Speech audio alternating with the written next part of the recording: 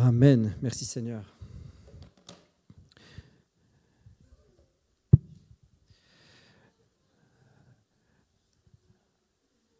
Donc, nous continuons donc cette thématique.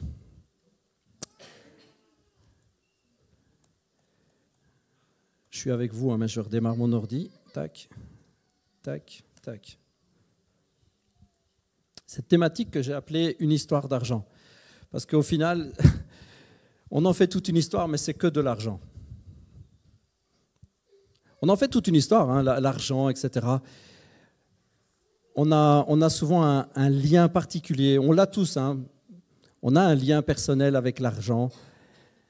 Et loin de moi l'idée de condamner qui que ce soit ou de mettre la pression.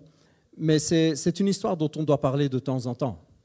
Je ne dis pas qu'on prêchera là-dessus tous les mois, mais c'est une histoire dont on doit de temps en temps discuter. L'argent. Je vous ai parlé donc la semaine, pas passée, mais la semaine d'avant, des dîmes. Vous étiez là?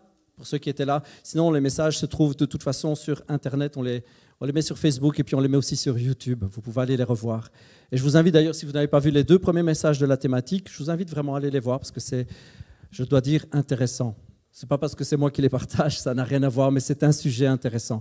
Il y a une réalité spirituelle, il y a des réalités spirituelles derrière l'argent qu'il est vraiment bon de connaître. C'est bon de connaître cela. On n'accorde parfois pas assez d'intérêt à certains sujets parce qu'ils ne nous plaisent pas. Et comme on n'y apporte pas d'intérêt, on passe à côté de grandes bénédictions. On passe à côté de choses et on peut se poser parfois la question, je ne comprends pas, Seigneur, comment ça se fait? Ça ne va pas bien, je n'arrive pas à m'en sortir, je n'arrive pas bien à entendre ta voix, et patati et patata. Et vous savez, on tourne en rond là. Et on n'est pas au courant que parfois on a vraiment des liens spirituels. Il y a des choses qui nous tiennent liés. Et ce n'est pas que Dieu n'est pas assez grand, ce n'est pas que Dieu n'est pas assez fort. Vous êtes d'accord avec moi? Dieu peut tout. Un claquement de doigts, une seule parole, et l'univers, il change de couleur. Si Dieu demain veut dire, ah, vous savez quoi, l'espace rose, ce serait vachement plus joli. Il le fait, hein? Je ne prends pas ça à la rigolade. Si Dieu voulait que l'espace soit rose, il fait l'espace rose. Même si vous allez me dire, ouais, mais physiquement, Pasteur Miguel, c'est l'absence de lumière. Ouais, je m'en fous. Honnêtement, si Dieu veut faire l'espace rose, il le fait rose. Tu pourras danser sur ta tête, il deviendra rose. Mais Dieu ne fait pas ça. Dieu n'oblige personne, il ne contraint personne. C'est le but même de notre existence. L'aimer librement. Être libre de l'aimer. Être totalement libre de le servir. C'est extraordinaire. Un Dieu qui peut, par le son de sa voix, créer les étoiles, choisit de nous rendre libres. Mais il y a des réalités spirituelles. Et parfois, on est vraiment dans la panade, on tourne en rond, on pédale dans la choucroute et en fait, il y a des liens qui sont derrière. Et il nous faut découvrir cela. Et l'argent est quelque chose d'important. Nous avons des liens à l'argent et il est vraiment bon que Dieu fasse lumière et que Dieu nous révèle. Je vous ai partagé sur la dîme. Vous vous souvenez, c'est la part qui revient à Dieu. Jordan me donnait l'exemple d'un pasteur qu'il a entendu prêcher là-dessus, sur les dîmes, etc. Et il me dit, oui, le gars, il a une belle image, celle du fruit. Quand tu manges un fruit, quel que soit le fruit, il porte sa semence. Ok, tu ne manges pas la semence. Qu'est-ce que tu fais avec la semence? Tu la sèmes. Alors, peut-être pas toi directement, mais on sème la semence de fruit pour en avoir encore. Ça, c'est la dîme. C'est la part que tu ne manges pas et que tu donnes à Dieu pour que ça revienne et que d'autres fruits repoussent. Je trouvais ça comme vraiment une très, très belle image. Et tu peux essayer de manger les noyaux, tu ne vas pas les digérer. Et à la limite, si tu en manges trop, tu vas commencer à avoir des petits soucis, même jusqu'à avoir des occlusions intestinales, un bouchon de dingue, et tu vas avoir de gros problèmes. On ne mange pas sa dîme. La dîme, on la donne et on la plante. Je trouvais ça un super exemple. Et je vous ai partagé sur la dîme et je méditais dans la semaine sur l'effet qu'ont mes prêches, sur le fruit que portent ces prêches, etc. Et j'étais en train de méditer, je demandais à Dieu et je vous partage vraiment ce que j'ai sur le cœur. Quand j'ai voulu préparer, je ne voulais pas dire tout ça, puis le Saint-Esprit m'a dit de le dire. Alors je le dis. Je médite dans la semaine parce que je trouve que c'est important de savoir l'effet que ça a. Et là, je ressens dans mon cœur que le Saint-Esprit me dépose, tu sais, il y en a qui, à la sortie du dimanche presque, ils fouillent sur Internet pour trouver un passage contre, des vidéos contre, parce qu'ils veulent pas entendre ça, ça les embête, ça fait des nœuds dans l'estomac. Et tu sais, ils cherchent des enseignements. Seigneur, c'est pas cool. C'est pas cool. Moi, tout ce que je fais, c'est pour le bien de la communauté, Seigneur. C'est pas cool. Ça m'a vachement attristé. Mais ne vous inquiétez pas, ça se termine bien. Je me sens attristé. Je suis là dans la bagnole, je dis, Seigneur, c'est pas cool. Il dit, tu sais, il y en a qui ont été chercher des enseignements sur le net parce que ça leur va tellement pas qu'il faut qu'ils trouvent un contre-enseignement. Ils vont chercher des passages de la Bible et ils sont là, non, c'est pas pour maintenant, et non, mais ça c'est des lois mosaïques, et tu sais, c'est pas vraiment ça. Et dixième, est-ce que ça veut vraiment dire un dixième? Est-ce que c'est vraiment ça? Moi, je trouve que non. Puis tu sais, j'ai entendu un enseignement, j'étais entendre un autre pasteur, tatati et tatata et tatati. Je dis, Seigneur, merde, quoi, c'est pas cool. Ouais, j'ai dit merde, ouais. C'est pas cool. Non, mais sérieux, quoi. Je dis, Seigneur, moi, je passe du temps, je bosse dessus, quoi, Seigneur. Et puis là, il me met une petite claque en me disant, tu fais quoi? Tu vas pleurnicher au volant? Qu'est-ce que tu fais? Ressaisis-toi. Il y a des chrétiens qui ne comprennent pas comment ça marche, en fait. Comment ça marche, les messages? Comment ça marche, les prêches? Il y a des chrétiens qui ne comprennent pas. Mon taf à moi, ce n'est pas de vous convaincre. Et là où je me suis, moi, pris une petite claque, et moi, je sais que j'ai attristé le Saint-Esprit. C'est parce que moi non plus, j'ai fait comme si je ne comprenais pas. Mon job, ce n'est pas de vous convaincre. Le job d'un pasteur, ce n'est pas de convaincre quelqu'un. Mon job à moi, et je médite beaucoup dessus, mon boulot, c'est vous donner envie. Mon boulot à moi, c'est vous donner envie d'aller dans la présence de Dieu et de le laisser vous convaincre. Parce que vous savez, si j'arrive, moi, par beaucoup de paroles et par beaucoup d'adresses de langage, si j'arrive par des beaux discours à vous convaincre, vous savez ce qui se passe? Un autre peut le faire aussi. Un autre meilleur que moi peut vous convaincre de tout le contraire. Parce qu'il aura un bon langage, parce qu'il prendra appui sur d'autres passages, il en tournera le sens autrement. Et vous savez, il y a des passages, on a l'impression qu'ils se contredisent. Hein. Ah, et faites pas semblant. Comme moi, vous avez lu des trucs on a l'impression que ça se contredit. Dieu ne se contredit pas. Mais il nous a laissé tellement de liberté qu'on arrive presque à faire dire à sa parole tout et n'importe quoi. Hey, et on est passé parfois bien maître là-dedans. Si. Il nous donne tellement de liberté. Mon job, ce n'est pas de vous forcer, de vous contraindre, de vous obliger et de vous faire admettre contre vents et marées, vous faire admettre, vous soyez obligé de dire « d'accord, il a raison, mais ça m'énerve ». Ce n'est pas ça le job. Le job, ce n'est pas vous faire admettre mordicus que si, donner la dîme, c'est toujours d'actualité. Si. Et c'est bien un dixième dont on parle minimum. Oui. Ce n'est pas ça le but. Le but, c'est de vous donner envie. Le but, c'est de vous propulser dans votre lieu intime et que vous passiez du temps à genoux.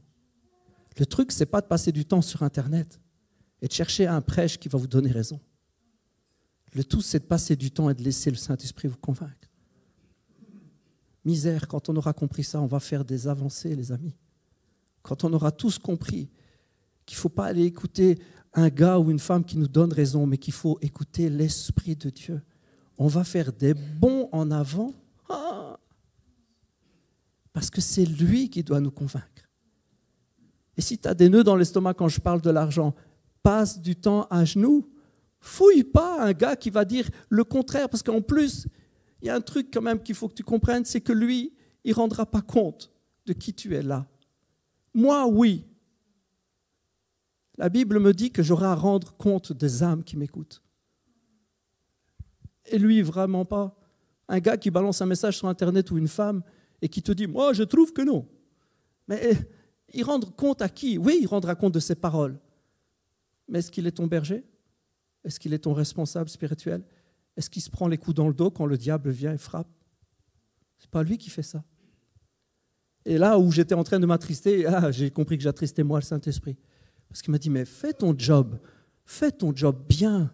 Sois motivé, sois joyeux, sois heureux du job que je t'ai donné. Je t'utilise pour ça, donc fais ton job bien. Sois heureux de le faire. Montre de la vraie joie. Viens te ressourcer en moi. Et puis laisse-moi faire le mien.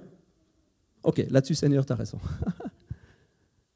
Passez du temps à demander à Dieu de vous convaincre. Vous savez, c'est pour ça que Paul nous a dit qu'il faut que le Saint-Esprit nous renouvelle. Il faut qu'il renouvelle notre intelligence et nos pensées. Éphésiens 1, Paul écrit ceci. Je demande que le Dieu de notre Seigneur Jésus-Christ, ça s'affiche pour vous, Éphésiens 1. Je demande que le Dieu de notre Seigneur Jésus-Christ, le Père qui possède la gloire, vous donne par son esprit sagesse et révélation, pour que vous le connaissiez lui, qu'il illumine ainsi votre intelligence afin que vous compreniez en quoi consiste l'espérance à laquelle vous avez été appelés, quelle est la glorieuse richesse de l'héritage que Dieu vous fait partager avec tous ceux qui lui appartiennent. Paul prie cela. Il prie que l'esprit en nous soit libre de nous convaincre, soit libre de nous donner sagesse et révélation. Éphésiens 1, 17. Vous retenez, vous irez le lire. Éphésiens 1, chapitre 17. Verset 17. Qu'il illumine ainsi votre intelligence afin que vous compreniez. Voilà, merci la technique.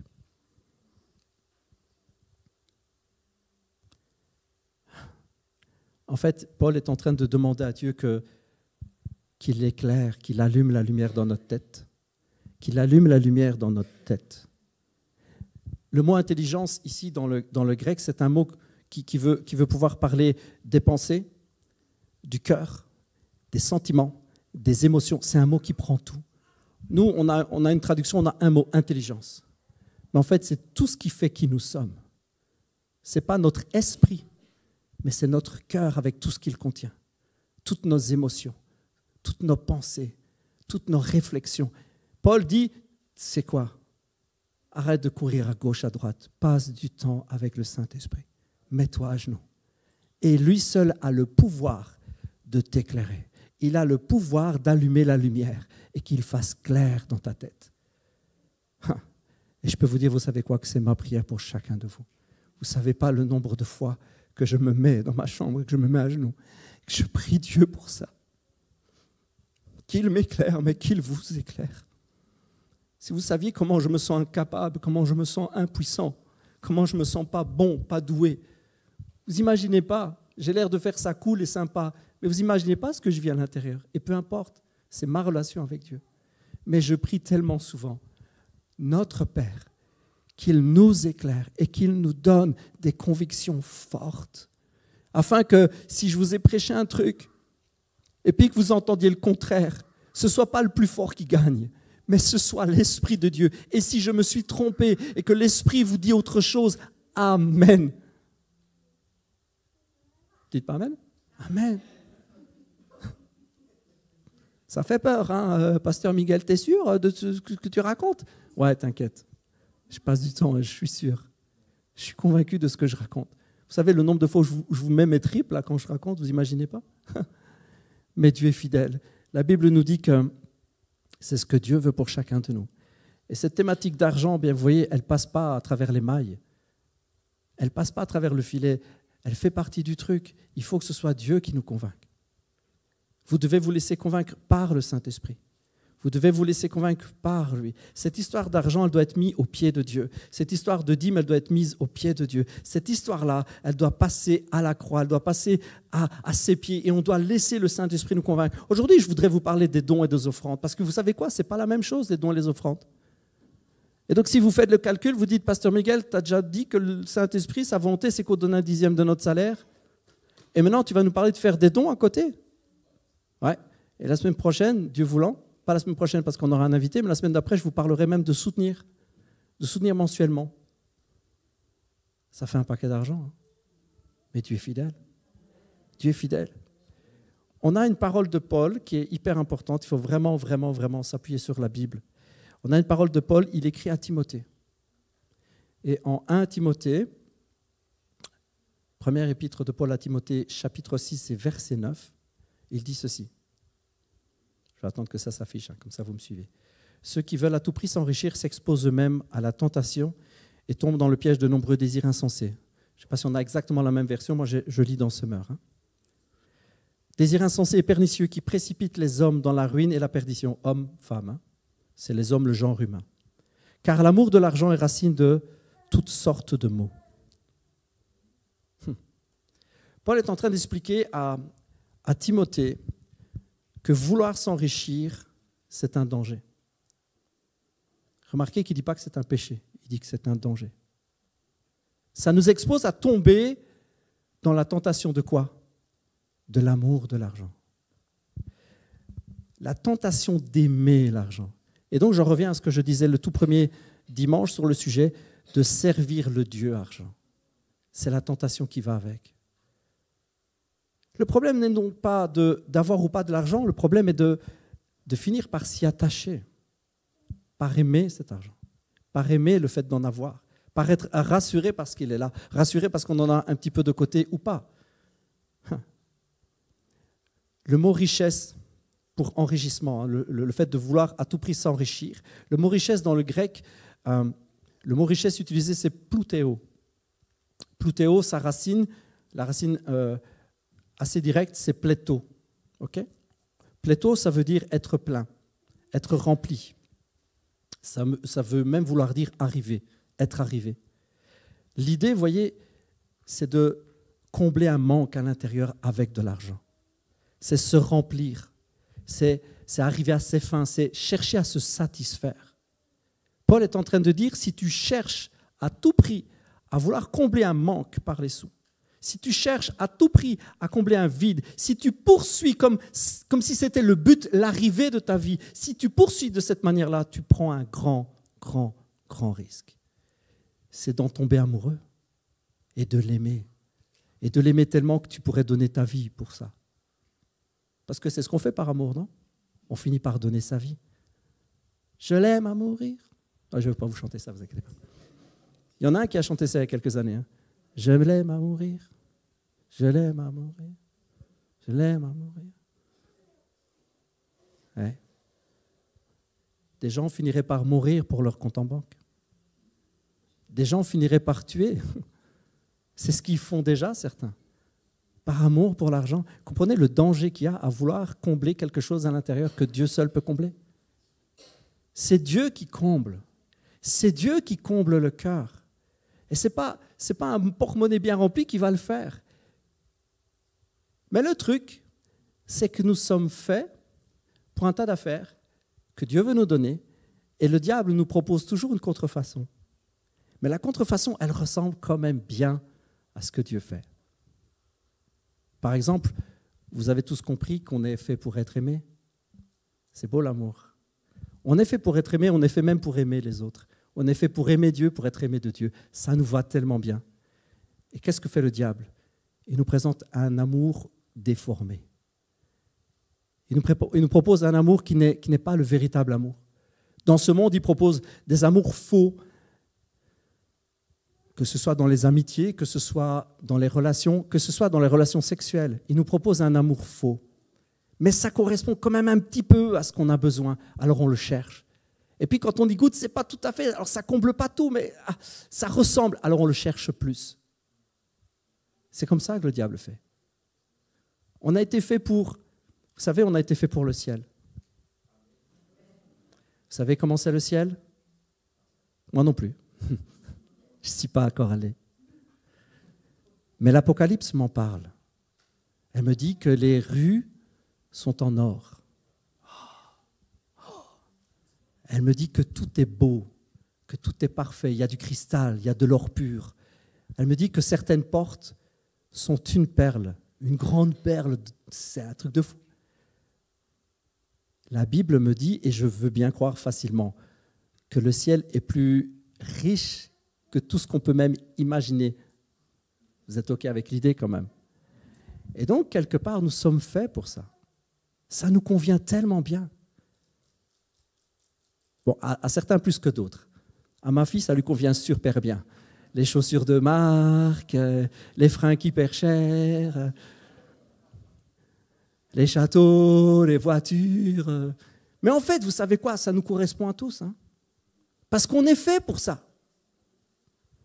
C'est notre futur, hein, les amis. Oh, oh. C'est notre éternité. Hein. Notre éternité, ça ne va pas être des fringues pas belles, et, des maisons pas jolies, puis un ciel bon, ben, c'est pas le 5 étoiles, mais on se contentera de ce qu'on a. Mais non, c'est pas ça ce qui nous attend. Ce qui nous attend, c'est juste extraordinaire. Alors effectivement, ça nous correspond à l'intérieur. Alors quand on nous fait miroiter parfois des belles voitures, des belles, ben, ça nous parle. Comment ça ne nous parlerait pas? On arrive à tellement rejeter cela, parce qu'on ne comprend pas comment ça marche, on arrive à tellement rejeter qu'on finit par se dire et se persuader à l'intérieur, oh, ça ne me correspond pas, j'aime pas ça. Moi, je peux te dire que tu prends quelqu'un juste comme ça et tu lui proposes d'avoir tout, ben, je pense qu'il dit oui. Parce que ça nous correspond. On n'est pas fait pour manquer. Et je choque personne quand même. On n'est pas fait pour manquer. On n'est pas fait pour serrer la ceinture. Dieu ne nous a pas promis ça. Et ce n'est pas notre futur, ce n'est pas notre éternité. On n'est pas fait pour... Je choque personne, on n'est pas fait pour l'occasion. On est fait pour le neuf. On n'est pas fait pour le bas de gamme. On est fait pour ce qu'il y a de mieux. Mais c'est vrai, hein? Le ciel qui nous attend, ce n'est pas du bas de gamme. Hein? Ce n'est pas du réchauffé, ce n'est pas de l'occasion. C'est ce qui se fait de mieux dans l'univers.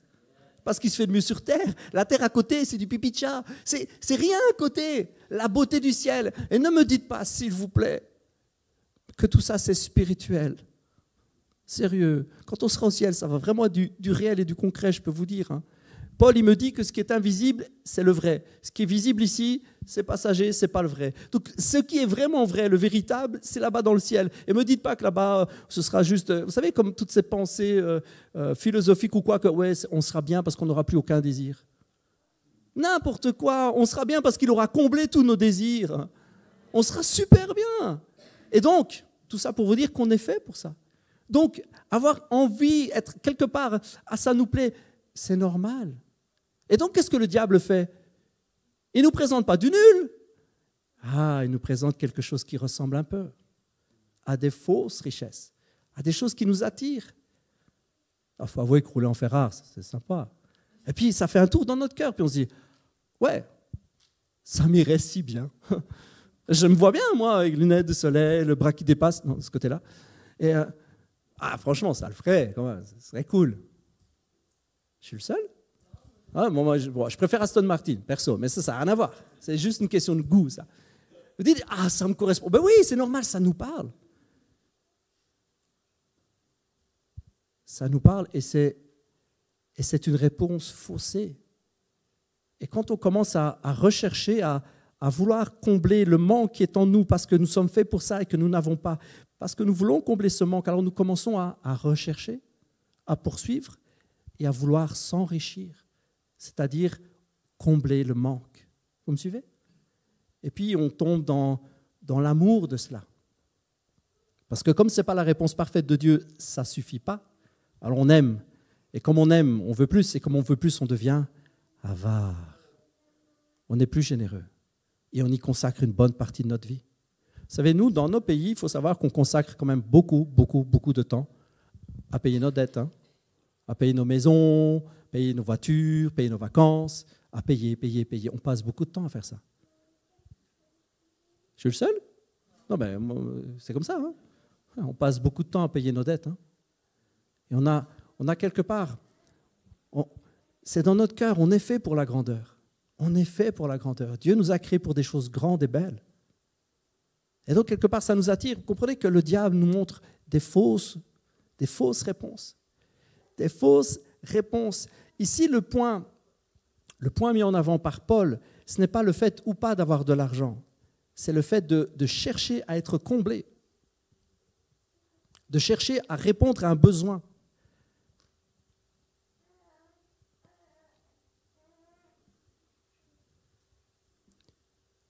Qu'il place leur espérance en Dieu, dira Paul. Qu'ils placent leur espérance en Dieu, qui nous dispense généreusement toutes ces richesses pour que nous en jouissions. savez c'est quoi ça? C'est la suite de ce que je vous ai lu. Il va dire d'abord à Timothée, celui qui veut s'enrichir, c'est grave. Mais la suite qui dit dans une autre épître, évidemment, pas dans une autre épître, dans la suite, pardon, il va dire, recommande à ceux qui possèdent des richesses. C'est la suite. Recommande à ceux qui possèdent des richesses en ce monde de se garder de toute arrogance et de ne pas fonder leur espoir sur la richesse, car elle est instable. Qu'ils placent leur espérance en Dieu, qui nous dispense généreusement toutes ces richesses pour que nous en jouissions. Recommande-leur de faire le bien, d'être riches en bonnes œuvres, d'être généreux et de partager avec les autres. Ils s'assureront ainsi pour l'avenir un beau capital placé en lieu sûr afin d'obtenir la vraie vie. C'est la suite en fait. C'est la suite. Il dit, il ne faut pas chercher à s'enrichir soi-même. Mais quand tu as des richesses, sois généreux. Et ce qui est vraiment étonnant, c'est que Paul dit à ces personnes qui sont riches, c'est Dieu qui vous a donné. Qu'ils placent leur espérance en Dieu qui nous dispense généreusement toutes ces richesses pour que nous en jouissions. C'est le verset 17. Je ne sais pas si la technique essaye de me retrouver, mais verset 17. Voilà. On continue, c'est toujours dans l'épître à Timothée, c'est le même sujet, il est en train de parler à la même personne, je n'ai pas changé, je ne suis pas passé du coq à l'âne.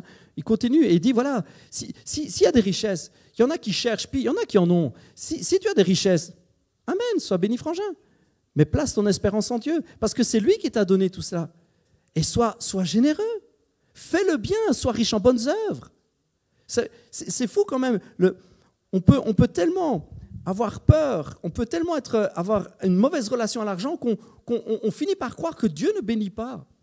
On finit par croire, et puis on s'appuie sur le passage juste avant en disant il ne faut pas avoir l'amour de l'argent. Non, il ne faut pas combler ton cœur parce que tu as un manque et ce manque vient de Dieu. C'est Dieu qui doit le combler. Tu ne dois pas rechercher. Mais quand tu es béni par Dieu, sois généreux. C'est lui qui te donne. Vous savez que c'était quelque chose de très normal avant. Avant, c'était quelque chose de très, très, très normal. Être béni, c'était tout à fait normal. Même être béni financièrement, je veux dire, c'était quelque chose de tout à fait normal. On en a tellement fait une théologie de « c'est pas bien », qu'on a fini par condamner presque les gens qui ont des sous. Dieu a fait une promesse à Abraham. Est-ce que vous êtes au courant qu'on est toujours sous cette promesse? Il y a une bénédiction.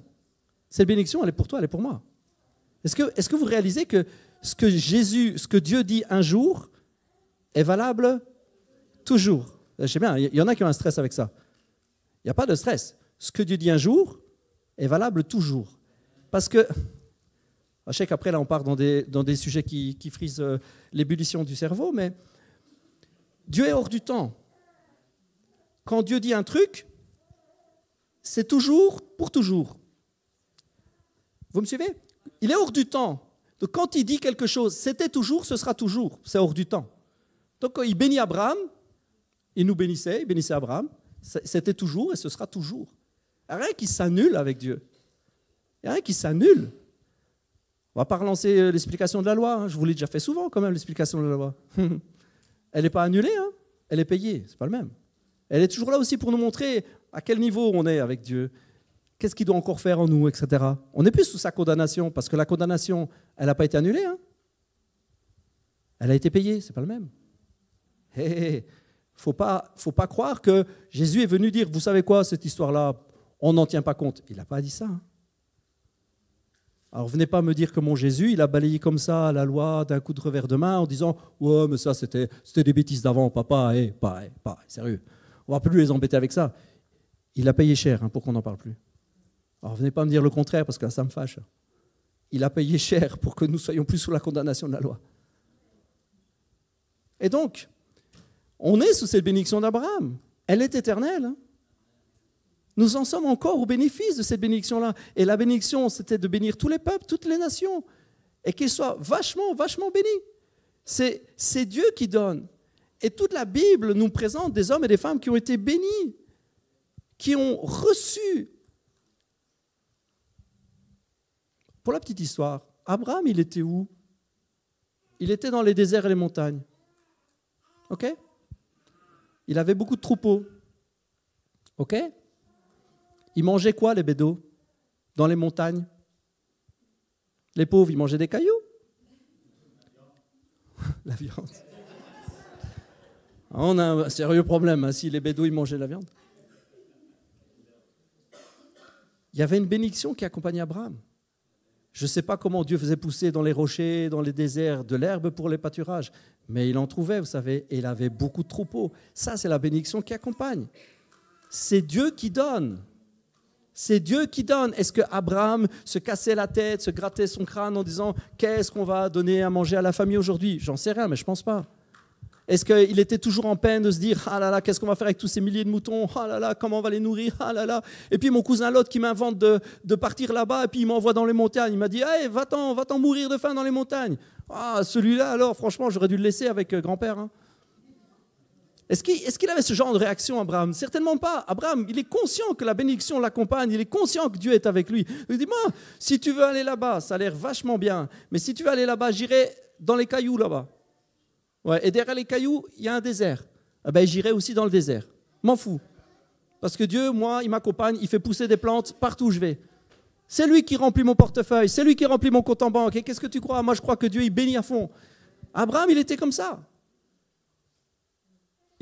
Il croyait vraiment à l'alliance, il croyait à la promesse de Dieu. Ça a toujours été comme ça dans l'histoire avant. Ça a toujours été comme ça. On croit que Dieu donne, c'est lui qui donne. Il nous donne des richesses, il nous donne ce que nous avons besoin, et même au-delà de ce que nous avons besoin pour être généreux.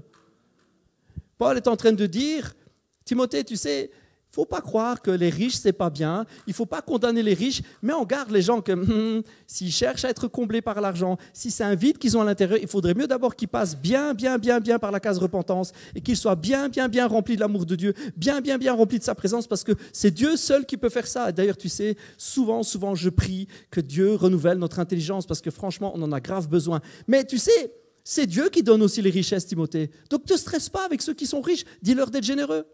Dis-leur d'être généreux. Parce que le problème, c'est que si on n'est pas généreux, si on n'apprend pas à se détacher, on finit par s'y attacher.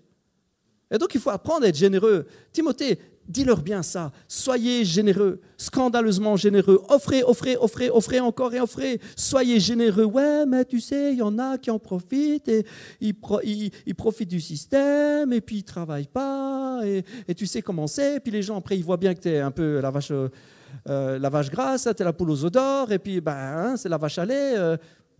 Te stresse pas, c'est Dieu qui remplit. Sois tranquille. Ça, c'est eux et Dieu. Quand tu donnes à quelqu'un dans la rue, est-ce que tu l'observes et dis non, mais tu vas le boire ou tu vas le fumer? Non, mais qu'on soit clair, je ne participe pas à ça. Oui, bien sûr que tu ne participes pas parce que tu lui donnes 5 balles. Ce n'est pas parce que tu lui donnes 5 € et qu'il va le fumer que tu es coupable envers Dieu d'avoir participé à ses cigarettes. Bon, allez, sérieux. C'est entre lui et Dieu, ça. C'est lui et sa conscience. Ta conscience à toi, c'est est-ce que tu as le pouvoir ou pas de l'aider? Est-ce que tu as la générosité? Est-ce que tu as de quoi l'aider? Parce que le but aussi, ce n'est pas de se mettre sur la paille pour aider les autres. Paul est clair avec ça aussi. Paul nous dit que le but, ce n'est pas d'être généreux dans le fait de se mettre sur la paille pour aider les autres, parce que ce n'est pas le but. Sinon, tu redeviens toi-même la personne qui ouais, j'ai rien, j'ai rien. Je me suis rendu compte, on a parfois aidé des chrétiens, on leur faisait des colis alimentaires. C'est bien, il faut le faire. Et on le fait encore. Ce mois-ci, on l'a encore fait. Enfin, en janvier, on l'a encore fait pour quelqu'un. On paye les courses et tout. Et moi, en général, quand je dis à ceux qui accompagnent, vous leur faites prendre tout ce qu'ils aiment. Mais bon, il y a moins cher que le Nutella, on peut prendre une sous-marque. Non, mais sérieux, tu lui prends du Nutella, c'est le Nutella, quoi. Ouais, mais il y a des Kellogg's, il y a des sous-marques. Tu prends les meilleurs Kellogg's qu'elle aime. Enfin, je veux dire, c'est où on va, quoi. Il faut donner le meilleur. On fait des colis alimentaires et on s'est retrouvé dans des situations un peu space. Je me souviens qu'on aidait parfois quelqu'un, et puis on arrivait, et puis il n'y avait jamais rien, même qu'on aidait. Un jour, tu te poses la question, ou alors tu manges vraiment tout à une vitesse, mais... Ou alors, et puis tu apprends que cette personne, et c'est généreux, hein, c'est pas ça, elle donnait ce qu'on lui donnait. Alors, c'est cool. Tu dis, quelle générosité. Ouais, mais le but, c'est pas de te remettre sur la paille tout le temps. Hein. Tu peux partager. Mais si tu donnes tout ce qu'on t'a donné, tu es toujours dans la misère, tu vois. Alors, mets-nous plutôt en contact avec les gens que t'aides, on les aidera aussi. Enfin, comprenez, Paul, il dit que notre abondance d'aujourd'hui, est une source de bénédiction pour les autres. Mais il ne te dit pas, mets-toi sur la paille. Ce n'est pas ça qu'il dit. Il dit, mais l'abondance que tu as aujourd'hui est une source de bénédiction pour les autres. Il faut lire pour ça, on ne va pas lire parce que ce serait trop long, il faut lire 2 Corinthiens 8, 9. Devoir pour la semaine prochaine. Lisez Corinthiens 8, 9. 2 Corinthiens 8, 9. Paul, il en parle.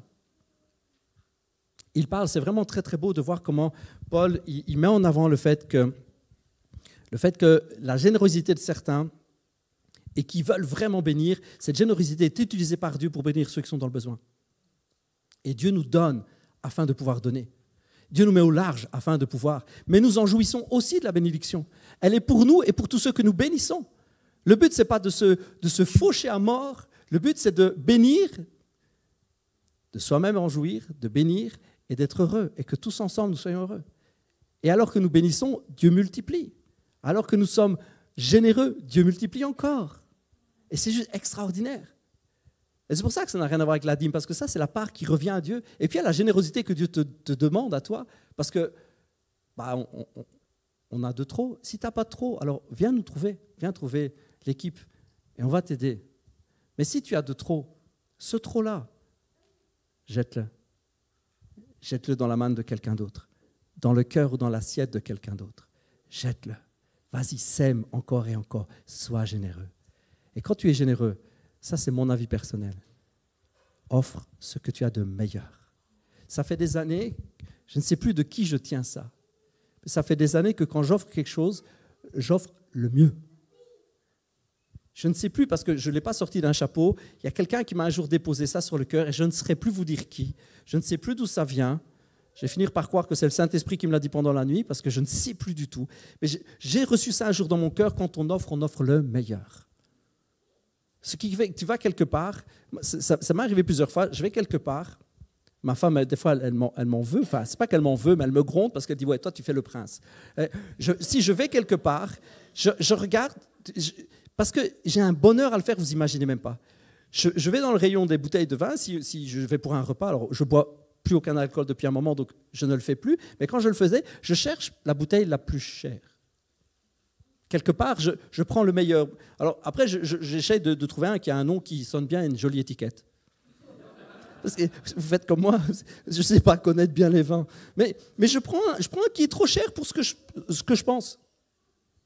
Je fais la même chose pour, je ne sais pas moi, quand on offrirait n'importe quoi. Enfin, je veux dire, tout ce qu'on offre, il faut essayer de, vous savez, prendre le meilleur du meilleur du meilleur. Il y a un bonheur à faire ça, je ne sais pas. Enfin, faites-le, vous allez voir. C'est un bonheur de dingue. Un bonheur de dingue d'offrir mieux que ce qu'on s'offre à soi. C'est juste extraordinaire. Et vous offrez, et vous savez, la joie d'offrir une bouteille à 30 €. Moi, je ne bois pas ça. Hein. Je bois ça, je ne fais pas pipi pendant un moment. Je le garde. Mais il y a un bonheur à faire ça. Je vous assure, ne le prenez pas à la rigolade. Il y a un bonheur à faire ça. À payer une bouteille. Faites ça à quelqu'un qui apprécie le bon vin. Parce que sinon, si la personne, elle va juste le couper avec son orangeade... Ça doctrine, ça c'est pas acceptable, je sais. Mais offrir le meilleur, vous savez pourquoi je vous dis ça? Parce que c'est ce que Dieu fait avec nous. C'est ce que Dieu veut pour nous. Ésaïe, chapitre 1. Ésaïe, chapitre 1. Dieu est en train de parler à son peuple.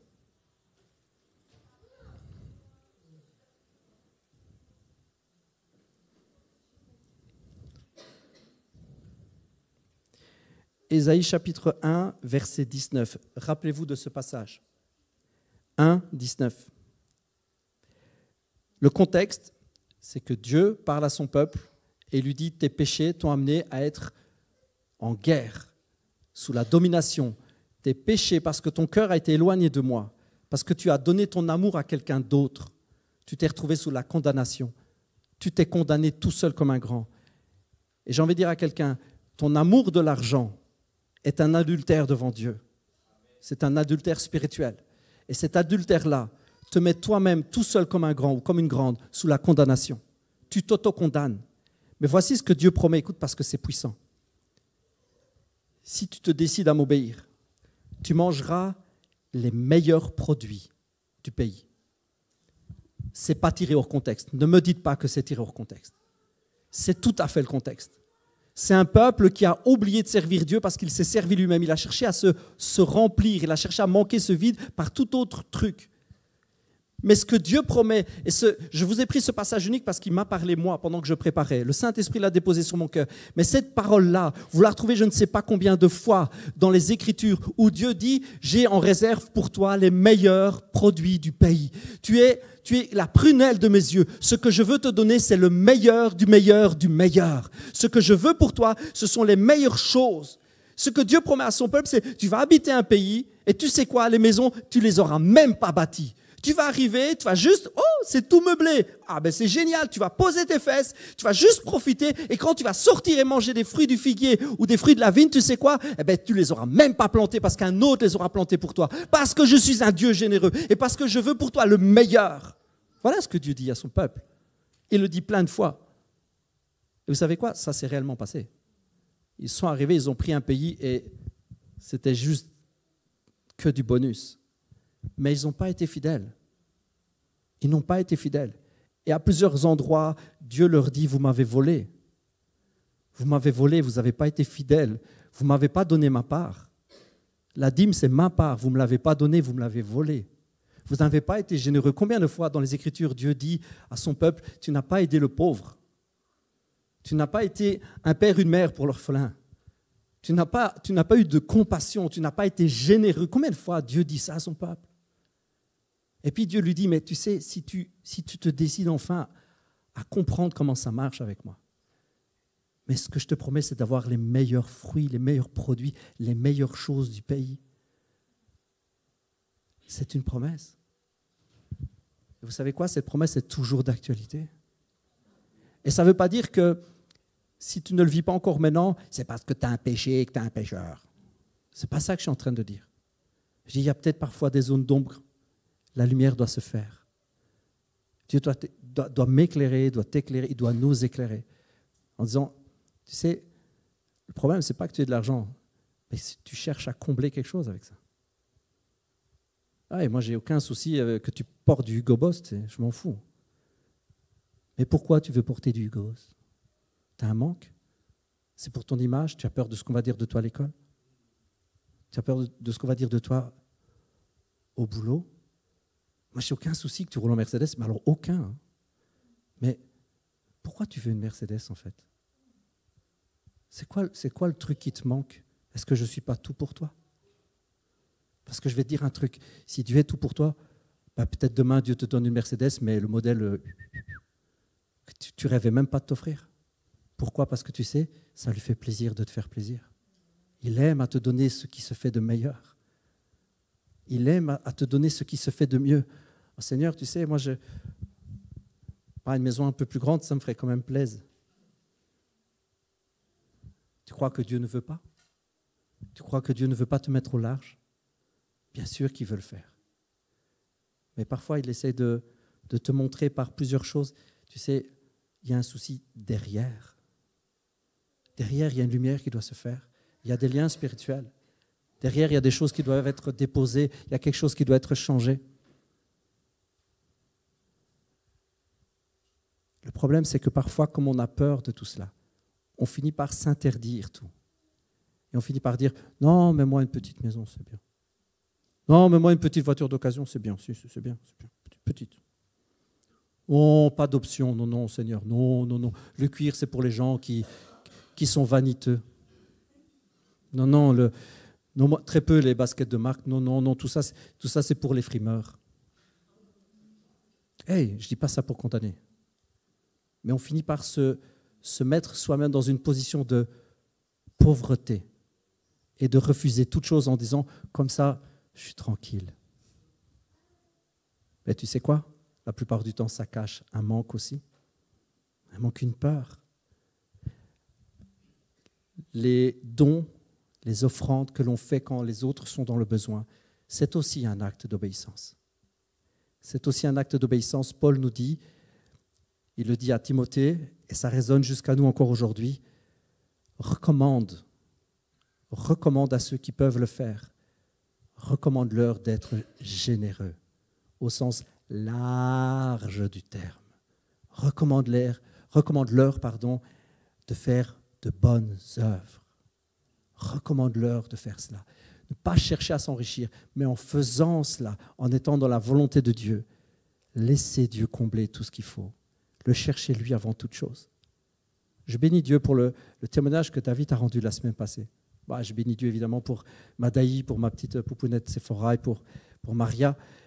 C'était des très beaux témoignages. Ils ont parlé à beaucoup de gens. Il faut le savoir, j'ai eu des retours. Ils ont parlé à beaucoup de gens. Je bénis Dieu pour ce témoignage où, vous savez, c'est tellement vrai, tellement authentique. On se met à chercher quelque chose. Et au lieu de chercher Dieu, on cherche quelque chose. Et puis, le manque que nous avons devient obsessionnel. Et puis, ça tourne en boucle dans notre tête. Et on finit par être complètement noyé par cela. Mon beau-frère parlait de sa tristesse. On peut être noyé par ça, on peut être noyé par un besoin, on peut être noyé par tellement de choses. Et puis, le Saint-Esprit parle à son cœur. Ça a mis du temps. Dieu est patient. Amen, frère Jacques, il a été patient. Mais ça vaut tellement la peine. Hein? Et puis, il y a ce jour où on commence à tourner les yeux de ce besoin. Et on commence à le chercher, lui, pour qui il est. Et puis ce jour-là, les nuages commencent à se dissiper petit à petit. Et on finit par découvrir combien Dieu est bon. Et combien il comble tout dans notre cœur. Et combien il comble toutes les attentes de notre cœur. Et plus on apprend à le connaître, et plus on se rend compte qu'il aime à nous faire plaisir, juste pour nous faire plaisir, parce qu'il nous aime. Et même financièrement, il veut nous bénir parce qu'il nous aime. Et il veut, de cette manière-là, nous exercer à la bonté, parce qu'il veut que nous lui ressemblions, parce que lui, il était généreux à mort, il était riche à mort, et il s'est fait pauvre pour nous. Pourquoi Jésus a fait ça? Parce que c'est fun? Non, c'est pour nous enrichir qu'il a fait ça, spirituellement. Amen. Mais il y a une image très forte là. Dieu nous comble. Nous devenons riches pour pouvoir bénir. Et matériellement aussi. Dieu veut nous mettre au large. Alors, la vraie question, et c'est avec ça que je vais terminer parce que l'heure passe. La vraie question, c'est est-ce qu'on a peur ou pas? Est-ce qu'on a peur de manquer? Parce que vous savez, la manière de faire du diable n'a pas fort changé sur 6-7 000 ans. Il est allé vers Adam et Ève et il leur a dit « Ouais, mais tu sais, Dieu n'est pas vraiment honnête avec vous. Il vous cache un truc. Vous ferez mieux pas lui faire confiance. C'est pas réglo son histoire. C'est pas vraiment vrai. » Il est venu leur mettre le doute sur la confiance qu'ils avaient en Dieu. Ce Dieu qui pourvoit, ce Dieu qui donne, ce Dieu qui est fidèle, ce Dieu qui est généreusement généreux. Il est venu mettre le doute, il est venu mettre l'embrouille dans la tête de Ève et de Adam. Dieu ne t'aime pas. Tu sais, il ne te gardera pas. C'est pas vrai. Il ne te sauvera pas. Il ne te dit pas toute la vérité. Il te cache quelque chose. N'aie pas confiance en lui. Et aujourd'hui, qu'est-ce que le diable te dit? Ce n'est pas vraiment la vérité, tu sais. Dieu ne te sauvera pas, il ne te gardera pas, il ne comblera pas vraiment tous tes besoins. Ce n'est pas vrai. N'aie pas confiance en lui.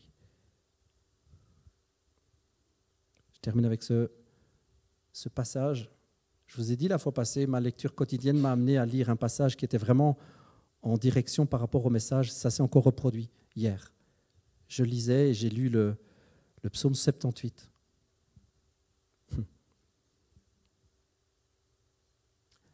Asaph, l'auteur du psaume, nous parle et nous raconte comment le peuple dans le désert a été rebelle. Parce que c'est un peuple qui a, faut avouer quand même, ce n'est pas de la condamnation, mais ils étaient vachement rebelles quand même. Ils étaient passés maîtres dans l'art de la rébellion.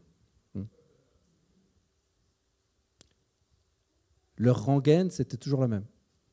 C'était mieux avant, on va tous crever. Rigolez pas trop parce que c'est un peu notre rengaine. On va manquer, et puis c'était mieux avant quand on ne nous parlait pas d'argent. Comment on va faire? Ma come pizza. Ma come mai. Come pizza, ça ne veut rien dire, mais moi je le dis souvent.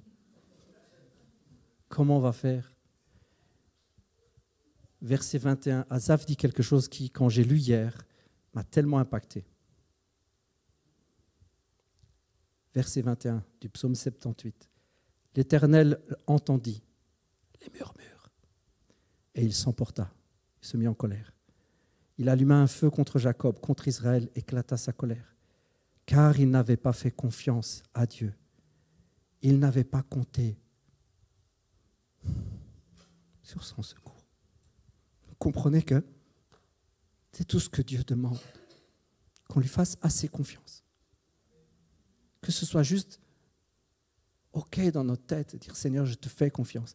Comprenez que ça peut finir par mettre Dieu en colère. Ah, vous croyez que Dieu ne se met jamais en colère? Je suis désolé de vous dire que si. Pasteur Miguel, tu dis toujours que sa patience, elle n'a pas de limite, son amour. Tu sais quoi? Quand tu lui demandes pardon, il n'y a pas de limite. Mais avant, tu peux finir quand même par t'en prendre sur le nez, hein, et ce n'est pas Dieu qui te punit. C'est ce que moi j'appelle de l'autopunition. Tu te mets toi-même dans la condamnation, tu te condamnes tout seul. Et la Bible dit bien que Dieu s'est fâché sur le sujet, parce que mince, ça fait combien de milliers d'années qu'on lui fait le même tour? Ça fait combien de milliers d'années qu'il entend la même rengaine? Ça fait combien de milliers d'années, ça fait combien de générations qui lui disent « Ouais, quoi, comment est-ce qu'on va faire ?» Mince, quoi, ça fait 7000 ans qu'il entend ça. Qu'est-ce qu'on va faire? Comment on va s'en sortir? Sérieux? Est-ce qu'on peut être, nous, la génération qui change? Une génération différente, qui peut avoir un cœur différent, et lui dire « Tu sais quoi, papa? On va te faire confiance. » Après tout, zut, quoi. L'argent, on ne partira pas avec, on ne mourra pas avec. Seigneur, ce qui m'attend au ciel est bien plus extraordinaire que tout ce que je peux imaginer. Tu sais quoi, Seigneur, je veux te faire confiance. Je veux juste te faire confiance. Est-ce qu'on peut être cette génération qui baisse les bras, qui baisse les armes et qui dit juste, Seigneur, je te fais confiance? Et lui dire, tu sais quoi, te fâche pas, papa. Oui, je suis désolé. Désolé pour toutes ces fois où je ne t'ai pas fait confiance. Je suis désolé. Je te demande pardon, mais je veux juste apprendre. Je suis comme un sale gosse, mais je te demande pardon. Vous savez, notre papa d'amour, quand c'est comme ça, il a le cœur qui éclate. Pas de colère, d'amour. Quand on lui dit « je suis désolé », il y a son cœur qui fond. Vous savez, ma petite fille, Emma Nounette, pour ne pas la citer, Emma Nounette, elle a des grands yeux avec des grosses lunettes. Et des fois, je la gronde et puis elle me regarde. Je vous assure, je fonds. Elle me dit « je suis désolé ». Je fonds, mais je vous assure, je fonds. Et qu'est-ce que vous croyez que Dieu fait avec vous? Il fond. Quand vous venez devant Dieu, vous dites, je suis désolé. Mais qu'est-ce que vous voulez qu'il fasse? C'est un papa d'amour. Il fond, son cœur est brisé. Et te dit, il ne dit pas, c'est pas grave. Il te dit, je te pardonne. Parce qu'il y a des tas de fois, c'est vachement grave ce qu'on fait. Mais il te dit, je te pardonne. Toutes ces années où je ne t'ai pas fait confiance, je te demande pardon. Ok, allez, viens. J'ai tellement de bénédictions pour toi. Tu t'inquiètes pour rien. Tu te laisses mettre tout ça en tête. Tu te laisses mettre des mensonges en tête. Et alors, on va mettre de côté parce que sinon, ça ne va pas t'aller. Mais pourquoi tu fais tout ça? Sois généreux, bénis les autres, fais confiance, va de l'avant, réjouis-toi. Arrête de scafoter, de chercher des contrepassages. Fais pas ça. Tu me brises le cœur à moi et tu brises le cœur à papa. Fais pas ça. Fais juste ce qu'il faut faire. Tu rentres, tu fermes ta porte de ta chambre avec le téléphone à l'extérieur. Et tu te mets à genoux et tu dis, Seigneur, convainc mon cœur. Parle-moi. Viens me changer de l'intérieur. Renouvelle mon intelligence. Fais de moi quelqu'un de tout neuf.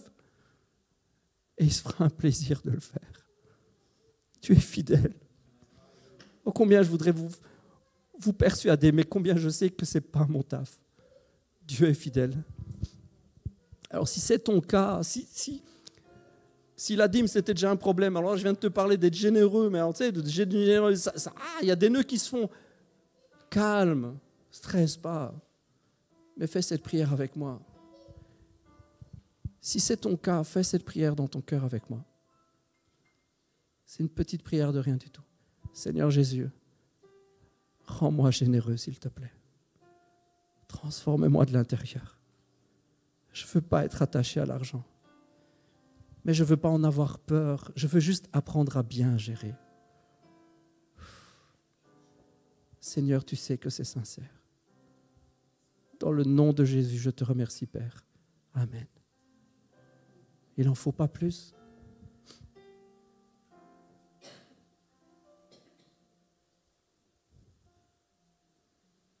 Il n'en faut pas plus, vous savez.